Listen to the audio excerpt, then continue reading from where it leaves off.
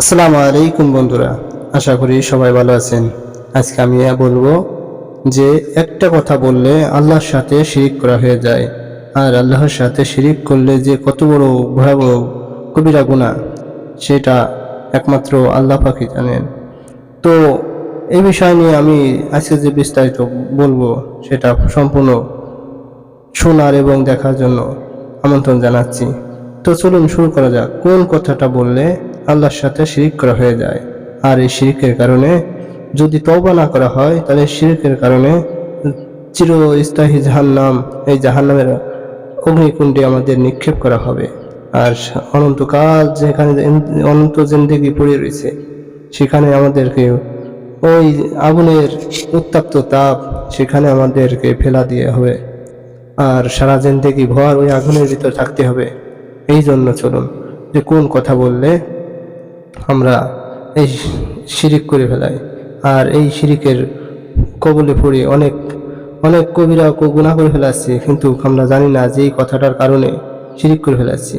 অনেক সময় দেখা যায় যে একটা দুর্ঘটনা হয়েছে, তো দুর্ঘটনার কারণে তো ওই দুর্ঘটনার যখন হয়েছে তখন ওই একটা লোক যে একটা বিপদ থেকে রক্ষা পেয়েছে, অথচ আর একটা লোক বলতেছে যে কোন আল্লাহর ভাগ্যে এই লোকটা বেঁচে গেছে। আবার কোনো সময় দেখা যায় যে খেলাধুলা করতেছে, করতে করতে হয়তো ফুটবল খেলাচ্ছে, নয়তো ক্রিকেট খেলাচ্ছে, যে কোনো খেলাধুলা করতেছে। তো সেই খেলাধুলা করার পর যদি কোনো একটা বল কিংবা কোনো একটা খেলায় জিতে যায়, এরপর বলতে থাকে কিছু লোক, বলে যে কোন আল্লাহর ভাগ্যে আজকে আমরা জিতে গেছি, কোন আল্লাহর ভাগ্যে বলটা সরে গেছে, আমাদের বিপক্ষে চলে গেছে। তো এরকম বলে। অনেক সময় দেখা যায় আমি একটা ঘরে গিয়েছিলাম, সেখানে ক্যারাম বোর্ড খেলা ছিল। তো একটা লোক ক্যারাম বোর্ড খেলাতে খেলাতে বলতেছে কোন আল্লাহর ভাগ্যে এই গুটিটা চলে গেছে, এরকম বলতেছে। অথচ এরা জানে না যে একটা কথা বলার কারণে চিরস্থায়ী জাহান্নাম, আর এই একটা কথা বললেই আল্লাহর সাথে শিরিক করা হয়ে যায়, আর শিরিক করার ফলে চিরস্থায়ী জাহান্নামে আমাদেরকে আল্লাহ পাক নিক্ষেপ করবে। কারণ আল্লাহ পাক বলিবে, হে অমুক, তুমি আমার সাথে শিরিক করেছো। আল্লাহ কয়জন? সেই সময় কোনো জবাবদিহিতা দিতে পারবো না, কোনো উত্তর দিতে পারবো না। এই জন্য বলি ভাই, যে বোনেরা আছি, অনেক সময় মা বোনরা এই কথাটা বলে আসে যে আমার ছেলেটা আজকে এরকম হয়েছে, কোন আল্লাহর ভাগ্যে আজকে রক্ষা পেয়েছে। কিন্তু এই আল্লাহ কয়জন? আমি বলবো ভাই বোনেরা যারা আছি, আল্লাহ তো একজনই। এই জন্য এই কথাটা আমরা আর বলবো না। অনেক সময় দেখা যায় একটা ছেলে কিংবা একটা মেয়ে কিংবা ছোট বাচ্চা পানিতে পড়ে গেছে, অনেক সময় খেলতে খেলতে দেখা যাচ্ছে পানিতে পুকুরে পড়ে গেছে, যাওয়ার পর ওরে একজন বাঁচাই নিয়ে আইছে কিংবা উঠাইছে, বাঁচার মালিক আল্লাহ। একজন দৌড়ে যে উঠাইছে পানি থেকে, যে ডুবে যাচ্ছে, তখন আর একজন বলতে থাকে যে কোন আল্লাহর ভাগ্যে আজকে ওই লোকটা দেখেছিল, এই জন্য বেঁচে গেছে। কিন্তু না, এখানে একমাত্র আল্লাহই বাঁচাইছে। আল্লাহ যাকে বাঁচাতে চায় তাহাকে কেউ মারতে পারে না, একমাত্র আল্লাহই। তো যারা এই কথাটা বলে, আমি তাদেরকে বলবো যে আল্লাহ কয়জন? আল্লাহ তো একাই, একজন, অদ্বিতীয়। তিনি একক, তার কোনো শরিক নেই।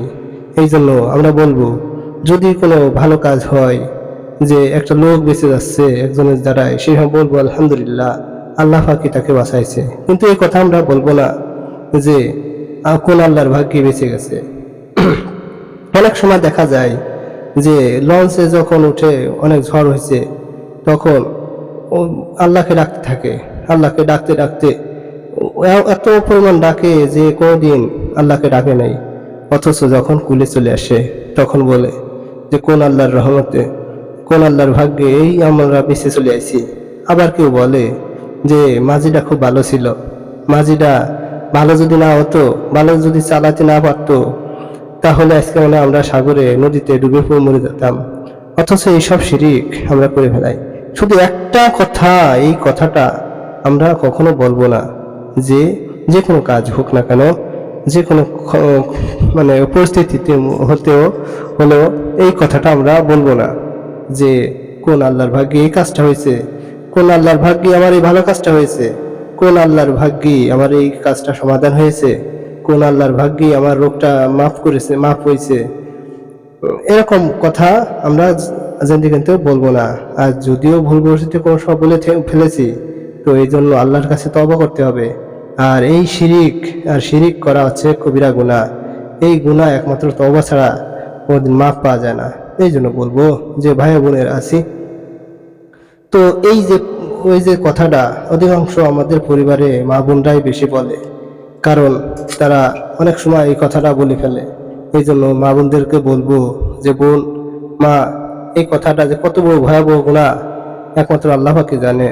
এই জন্য এই কথাটার থেকে আমরা বিরত থাকবো, যাহাতে করে এই কথা না বলি সেই বিষয়ে লক্ষ্য রাখবো। যে কোনো পরিস্থিতিতে আমরা যে কোনো কথা বলবো না কেন, সেই সময় যে এই কথাটা যেন আমাদের মুখে উচ্চারিত না হয়, সেই বিষয়গুলো লক্ষ্য রাখবো। আর এই উচ্চারিত যখনই যদিও হয়ে যায় মনের ভুলে যে এই কাজটা কোন আল্লাহর ভাগ্যে হয়েছে, এই শুধু একটা কথা যদি উচ্চারণ হয়ে যায় তখনই, আর যখনই মনে পড়ে যে হারে আমি শিরিক করে ফেলেছি, তখনই সাথে সাথে তওবা করে নেবেন, যাহাতে করে শান্তিতে থাকতে পারেন। আল্লাহ পাক খুশি হয়ে যায়, যে আল্লাহ পাক বলবে যে অমুক বান্দা আমার সাথে শিরিক করে ফেলেছিল, কিন্তু সে ভুল বুঝতে পেরেছে, সে সাথে সাথে তওবা করেছে, তাকে আমি মাফ করে দিলাম। এই ওসিলায় আপনি মাফ হয়ে যাবেন, আর কিয়ামতের দিন ছাড় হয়ে যাবেন শুধু তওবা করার ওসিলায়। এই জন্য বলবো যে এই একটা কথা আমরা কখনোই বলবো না যে কোন আল্লাহর ভাগ্যে আমার এই কাজটা সফল হয়েছে, কোন আল্লাহর ভাগ্যে আমার এই রোগটা মাপ পেয়েছে, কোন আল্লাহর ভাগ্যে আমার এই খেলাধুলা আমি জিতেছি, কোন আল্লাহর ভাগ্যে এই বলটা ও ভেসে গেছে এ ভেসে আসছে, কোন আল্লাহর ভাগ্যে আমার চাকরিটা হয়েছে। এই কথাটা, শুধু এই কথাটা আমরা বলবো না। যখন আমাদের কোনো ভালো কাজ হোক মন্দ কাজ হোক, সেই সময় বলবো আলহামদুলিল্লাহ। আর খারাপ কাজ যখনই আসবে তখন ইন্না লিল্লাহ পড়বো, যাহাতে করে আল্লাহ পাক আমাদের উপর খুশি হয়।